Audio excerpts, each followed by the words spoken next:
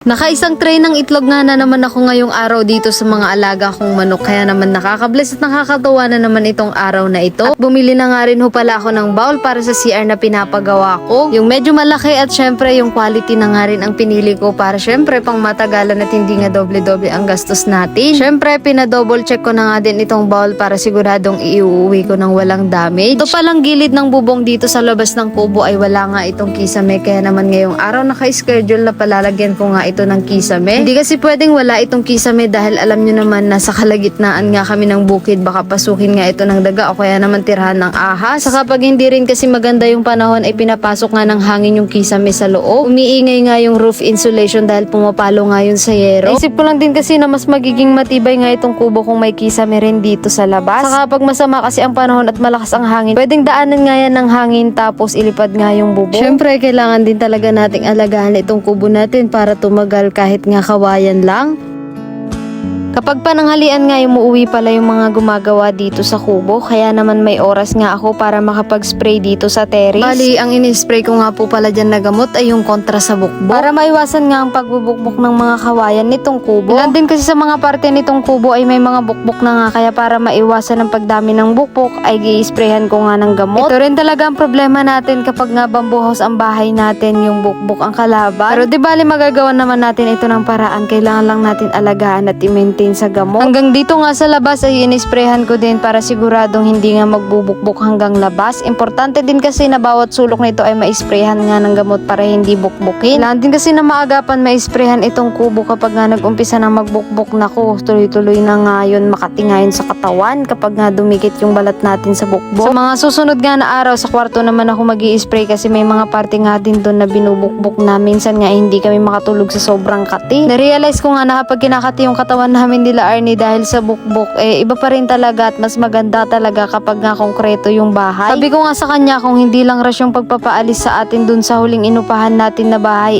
yung pinambili ko ng kubo, pinagawa na lang natin ng konkretong bahay. Kailangan din kasi talaga namin makalipat na nun agad-agad, kaya naman kubo na ang naisipan kong bilihin para nga lilipat na lang kami at hindi na kami mangungupahan ulit. Habang nag-iipon nga kami ng pampagawa ng konkretong bahay, dito muna kami sa kubong. Importante hindi na nga kami nangungupahan at sarili na nga din namin. Pinakamaganda rin talaga yung meron na tayong sarili para wala na nga tayong problema buwan-buwan na babayaran. Saka para hindi rin limitado lahat ng ikikilos natin. Saka mahirap din kasi yung sakto lang yung kinikita natin sa loob ng isang buwang pangangailangan natin. Tapos mababawasan pa nga ng pang-upa natin sa bahay at tinitirahan natin. Importante din kasi yung kahit araw-araw tayong gumagastos, importante meron din tayong naiipon kahit maliit na halaga. Para pag dumating na yung time na nangailangan tayo, meron tayong mahuhugot at hindi na natin kailangan iasa pa sa ibang tao. Nga palang ginagamit ko ng gamot kontra sa bukbok ay yung sulignum nga, tapos sinahaluan ko nga lang ng diesel. Bali, nabili ko nga lang yan sa online at titignan ko nga kung mabisa dito sa kawayan. Subukan na nga rin ang sulignum kasi dun nga sa unang kubo ko, sulignum nga lang din ang ginamit ko dun at once lang nga ako nag-spray pero hindi na nga binukbok ulit. Pagkatapos ko nga mag-spray at nung natuyo na nga ay sinimulan ko na rin maglagay ng masilya dito sa kisame. Nga rin palang unang beses ko masusubukan na maglagay ng masilya, kaya pasensyahan nyo na nga po kung hindi pa masyadong marunong. Kinahaponan ay nilagay na nga rin nila itong bowl. Sa wakas nga ay hindi na din namin kailangan makisier sa kalapit naming bahay. Paunti-unti na nga din nating nakukumpleto kung ano nga mga pangunahing kailangan natin dito sa bahay at sa bakuran. Naku, alam ko nga kung gaano talaga kahirap ang walang sarili, walang ganito, walang ganyan. Kaya naman habang meron nga kami nila Arnie ay talagang sinisikap namin na maupaunang ang ipagawa yung mga pinakapangunahing kailangan namin. Lalo na nga yung pang-araw-araw na ginagamit natin. Tulad ng tubig at CR, ilan yan sa mga pinakamahalaga nating pangangailangan. Saka kailangan din talaga to lalo na nga pag may bisita tayo. Sobrang saya ko lang kasi paunti-unti yung dating mga pinapangarap ko lang din ay natutupad na. Kahit may mga ilang hindi naniniwala at nanghuhusga, patuloy pa rin. Patuloy pa rin kami nila Arnie sa pagtupad ng mga pangarap namin. Kasi kung magpapapekto nga kami sa kanila, naku, wala nga mangyayari sa buhay namin. Nakakatawa nga yung isa sa mga nanonood ng vlog ko kasi pati nga yung pananamit ko ay napansin niya. Kaya peso pa ulit-ulit nga daw yung sinusuot ko. Naku, kung sa pananamit ko nga ay kailangan nyo nang masanay kasi hindi talaga ako maluho para sa sarili ko. Kung isa ka nga sa mga sumusuporta sa akin mula umpisa na nag-vlog ako mapapansin mo nga na yung mga sinusuot ko sa una kong vlog hanggang ngayon sinusuot ko pa rin. Ganun nga ako katipid sa sarili ko kasi mas inuuna ko nga yung importante na hindi lang ako ang makikinabang. Paano ba yan? Hanggang dito na nga lang po muna ang video ko na to. Maraming salamat po sa panonood at huwag nyo po kalimutan i-share ang video na to dahil pipili po ulit ako na mabibigyan ng blessing.